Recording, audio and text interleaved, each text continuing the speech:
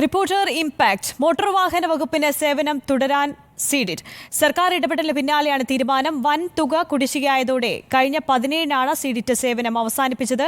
MVDയിലെ സ്തംഭനം റിപ്പോർട്ടറാണ് പുറത്തു കൊണ്ടുവന്നത്. ഋഷിപാൽ തന്നെയാണ് വിശദാംശങ്ങളുമായി ചേരുന്നത്. ഋഷിപാൽ, എന്തായാലും സീഡിറ്റ് സേവനം അവസാനിപ്പിച്ചതോടെ വലിയ പ്രതിസന്ധിയിലായിരുന്നു MVD. ഇപ്പോൾ സർക്കാർ ഇടപെടൽ കാര്യക്ഷമമായോ?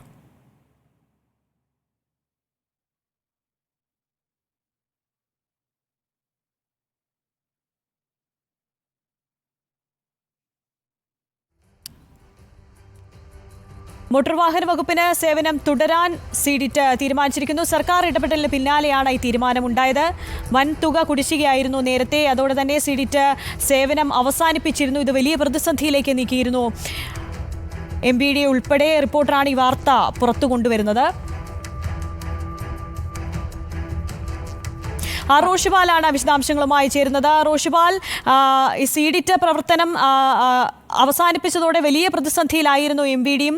ഇപ്പോൾ സർക്കാർ ഇടപെടൽ കാര്യക്ഷമമായിട്ടുണ്ടോ?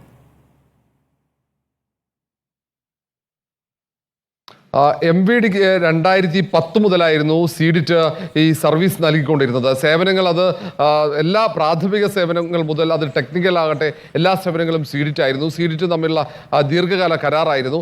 കഴിഞ്ഞ ഡിസംബറോടെ കരാർ അവസാനിച്ചെങ്കിലും സംസ്ഥാന സർക്കാർ കരാർ തുടരണം, അത് സർവീസ് തുടരണമെന്ന നിർദ്ദേശം സീഡിറ്റ് നൽകുകയും ചെയ്തു. അതിൻ്റെ അടിസ്ഥാനത്തിൽ സേവനം മുന്നോട്ട് കൊണ്ടുപോകുമ്പോഴാണ് കഴിഞ്ഞ 17-ന് പൊടുന്നനെ ഈ സേവനം സീഡിറ്റ് അവസാനിപ്പിച്ചത്.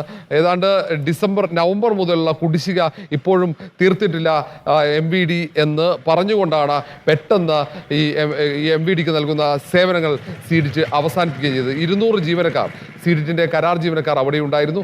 അവരെ അന്ന് തന്നെ പിരിച്ചുവിടുകയും ചെയ്തു. അവർക്ക് നോട്ടീസ് പോലും നൽകിയിട്ടില്ല. അത് ഈ തൊഴിലാളി സംഘടനകളുടെ വലിയ പ്രതിഷേധത്തിന് കാരണമാവുകയും ചെയ്തു. അതിനിടയിൽ MVDയുടെ പ്രവർത്തനങ്ങൾ ഏതാണ്ട് പ്രതിസന്ധിയിലാവുന്ന സാഹചര്യമായി, വലിയ സ്തംഭനത്തിലേക്ക് പ്രവർത്തനങ്ങൾ സ്തംഭിക്കുന്ന ഒരു സാഹചര്യമായി. ഇതോടുകൂടിയാണ് സംസ്ഥാന സർക്കാർ തന്നെ വിഷയത്തിൽ ഇടപെട്ട് സീഡിറ്റിനോട് കരാർ തുടരാനുള്ള നിർദ്ദേശം നൽകിയിരിക്കുന്നത്. അതോടുകൂടി സീഡിറ്റ് ഇപ്പോൾ സേവനം നൽകാനുള്ള തീരുമാനം എടുക്കുകയും ചെയ്തു.